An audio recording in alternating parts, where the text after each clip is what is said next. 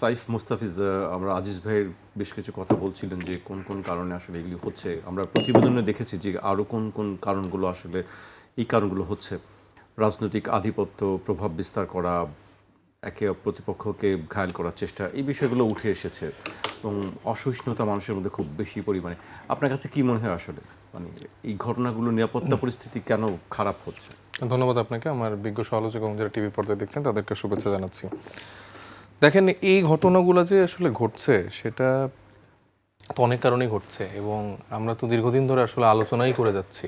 ভাই অনেকগুলো বিষয় উল্লেখ করলেন, কিন্তু এটার কোনো সমাধান বা সূরা আমরা দেখতে পাচ্ছি না। আমরা বিএনপির 180 দিনের যে সরকার, সেখানে আমরা দেখতে পেলাম কিছু নতুন মন্ত্রিসভায় রদবদল, কিছু নতুন মন্ত্রী যুক্ত করা হলো। আমরা দেখলাম যে তথ্য মন্ত্রণালয়ের ক্ষেত্রে জহিরুদ্দিন স্বপন সাহেবকে সরিয়ে আন্দাল রহমান পার্থ সাহেবকে দেওয়া হলো।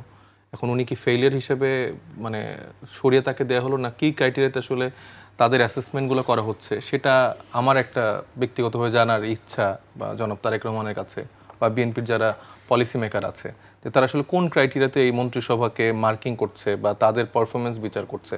সেই পারফরমেন্স যদি বিচারের জায়গা থাকে, মানে আমি যদি ধরে নিই যে জহিরুদ্দিন স্বপন সাহেবকে হয়তো সে দলকে ওইভাবে সার্ভ করতে পারেনি, মিডিয়াকে যেভাবে নিয়ন্ত্রণ করার জায়গাটা থাকে বা কন্ট্রোল করার জায়গাটা থাকে হয়তো সে করতে পারেনি। আন্দিল রহমান বেটার পারফর্ম করছে সংসদে, যেটা আমরা দেখতে পাচ্ছি। সে চাটুকারিতা করে প্রত্যেককে মনোরঞ্জন করাতে সে ব্যস্ত, হয়তো সেই আঙ্গিকে তাকে দেওয়া হয়েছে, আমি জানি না, সেটা আমি তাদের কাছে একটা প্রশ্ন। এবং ওই যে বললাম যে কোন ক্রাইটেরিয়াতে বিচার করা হচ্ছে, সেই ক্ষেত্রে যদি পারফরমেন্সের বিচার হয়, সবার আগে সালাউদ্দিন আহমেদকে স্যাক করা উচিত এই মন্ত্রিসভা থেকে। মানে তার মতো ব্যর্থ স্বরাষ্ট্রমন্ত্রী বাংলাদেশের ইতিহাসে মানে কবে এসছে আমি জানি না। কারণ একটা বৈধ একটা নির্বাচনের মধ্য দিয়ে যখন একটা সরকার ব্যবস্থা এতদিন পর হয়েছে, যেটাকে বাংলাদেশের সকল মানুষ ম্যান্ডেট দিয়েছে এবং সর্বজন গৃহীত একটা ম্যান্ডেটের জায়গা থেকে আমরা সবাই অ্যাড্রেস করছি, সেখানকার মতো একটা জায়গায় যখন তিনি দায়িত্ব নিয়েছেন, আপনি নিজে আজকে বিবিসির বরাদ্দে একটা নিউজের রিপোর্টের কথা বললেন যে গড়ে 10 জনের মৃত্যু হচ্ছে। এখন ভাই অনেকগুলো বললো যে পারিবারিক কলহ, এটা সেটা, ঠিক আছে, ওইটা আমি মানলাম, কিন্তু নগদ নিয়ে এলো হার না মানা হার অফার। সর্বনিম্ন 10,000 টাকা রেমিটেন্স নগদে পাঠালে থাকছে স্বর্ণের হার জেতার সুযোগ। যেই দলটা রাজনৈতিক সহিংসতা বেশি মারা গেছে। হ্যাঁ, ঠিক আছে, মানে রাজনৈতিক সহিংসতা প্রায় 200টি সংঘর্ষ ঘটেছে। এবং যদি আপনি মোটা দাগে দেখেন, বেশ মানে অলমোস্ট মেজরিটি হচ্ছে যে বিএনপি এই কাজগুলো করেছে। এখন বলবেন বিএনপি বড় দল, তো ভাই এই কনসেপ্ট দিয়ে আওয়ামী লীগ তো এরকম তাদের অনেক কিছু বৈধতা দিয়েছে। বড় দলের ক্ষেত্রে সরকার গঠন করলে তাদের দায় দায়িত্বটা অনেক বেশি, সে আরও প্রোটেক্ট করবে অন্যদেরকে। সে যখন নিজের ঘরের মধ্যে মারামারি করে 31 জনের উপরে এই 6 মাসের মধ্যে মারা যায়, আর ইন্ট্রিমের সময় কিন্তু সেটা 250-র বেশি ছাড়িয়েছিল। আমি ধরে নিলাম যে এখন যে ক্ষমতা আসছে, তখন দায়িত্বের জায়গাটা থেকে আমি চিন্তা করছি, তারা নিজেদের অভ্যন্তরীণ কলহ মেটাতে পারছে না, সেখানে 31 জনের উপরে মারা যাচ্ছে, প্রতিদিন 10 জন ঘরে মারা যাচ্ছে, প্রতিদিন মানে যেভাবে মাদক বাংলাদেশে এখন ঢুকছে, এই সালাউদ্দিন আহমেদের এলাকা দিয়ে কক্সবাজার দিয়ে অহরহ মাদক ঢুকছে। এখন তার বদি নেই, তাহলে বদির জায়গায় কি উনি রিপ্লেস করছেন? মানে উনি একসাথে রক্ষক আবার ভক্ষক, এরকমই কি আসলে মেসেজ আমাদেরকে দিচ্ছেন? মানে আমরা সাধারণ জনগণ তো এটাই মনে করবে যে একজন স্বরাষ্ট্রমন্ত্রী, দায়িত্বশীল কক্সবাজার এরিয়াকার মহাবীর নায়ক তিনি, ওইখানে তার বিরুদ্ধে একটা কথা বললে লোকজন এসে মারতে আসে। তো সেই এলাকায় মাদক কিভাবে ঢুকছে? এত মহিরুহ একজন আদর্শবান ব্যক্তি, ধর্মীয়ভাবেও যদি আমি তাকে চিন্তা করি, সে তো একজন বেশ আদর্শবান একজন মানুষ, তো সে এই জিনিসগুলোকে কেন এক্সেস দিচ্ছে? মানে এটা তো বাংলাদেশের মানুষ বলবেন যে 6 মাসে কেন এগুলো বলতেছেন আপনারা? ভাই 6 মাসে আমার এত মানুষ মারা যাচ্ছে, ডেইলি আমার লাস্ট 3 মাসে 900 জনের উপরে মানুষ মারা গেছে। তো আমি তো এগুলো বসে বসে দেখার জন্য আর আপনাদেরকে বিরোধী দলের জায়গায় নমনীয় হয়ে নম করে মনোরঞ্জন করতে আমরা আসি নাই। আমরা এখানে স্ট্রিক্ট থাকার জায়গাটা আমরা সবসময়ই করি। আওয়ামী লীগকে, হাসিনাকে আমরা কোনো ছাড় দিইনি, তারা বিদেশে পালাইতে বাধ্য হয়েছে, তাদের এই অপশাসনের জন্যই তো। ভাই বলল যে কেন এটা প্রতিষ্ঠিত হচ্ছে না, কারণ বাংলাদেশে সুশাসন নাই। প্রধানমন্ত্রী নিজে খুবই বড় গলায় বলল যে রামিসা হত্যা সে বিচার একদম কার্যকর করবে 30 কার্যদিবসের মধ্যে। এরকম আজকে কত কার্যদিবস চলে গেছে, কই? আপনি যখন সোসাইটিতে কোনো একটা হত্যার বিচার নিশ্চিত না করতে পারেন, কোনো একটা এরকম সিগনিফিক্যান্ট কোনো জায়গা তৈরি করে না দিতে পারেন যে দেখেন এটা হইলে এটা হয়।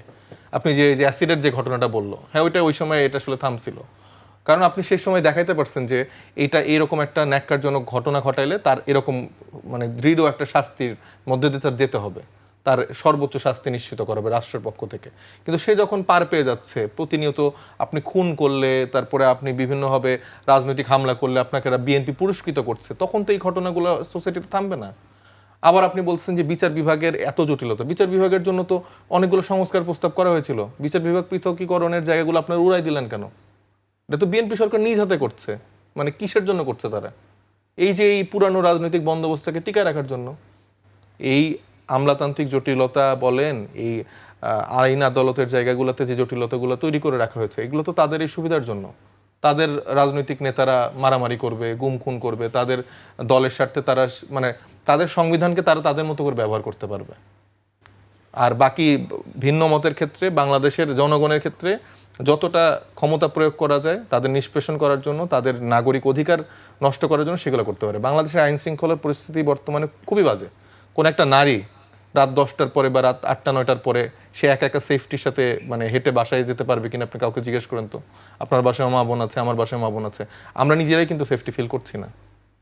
তো এইরকম একটা পরিস্থিতি বাংলাদেশে এখন বিরাজ করছে, যেখানে একটা নির্বাচিত একটা সরকার এখন আছে, এবং বাংলাদেশের ইতিহাসে নাকি সব থেকে ক্যালিভারওয়ালা মন্ত্রী সালাউদ্দিন আহমেদ, আমি যতটুকু বুঝি ওনারা এরকম করে বলে, বিরোধী দলের কেউ নাকি ওনার একজনের সাথে পারে না। তো ওনার চাপাবাজের সাথে তো আমরা আসলে পারবো না। উনি যে সংবিধানের বিভিন্ন ধাপে ধাপে দিয়ে যে চাপাবাজিগুলো করে, এটা আসলে আমরা পারি না। আমরা বাংলাদেশের সাধারণ মানুষের সহজ কথাগুলো বলার চেষ্টা করি, তাদের দুঃখ দুর্দশা, আক্ষেপ, তাদের যন্ত্রণা, এগুলা নিয়ে আসলে আমরা বাংলাদেশের মানুষের কাছে যাই, তাদেরটা শুনি এবং সেটা সমাধান করার জন্য রাজনীতি করছি।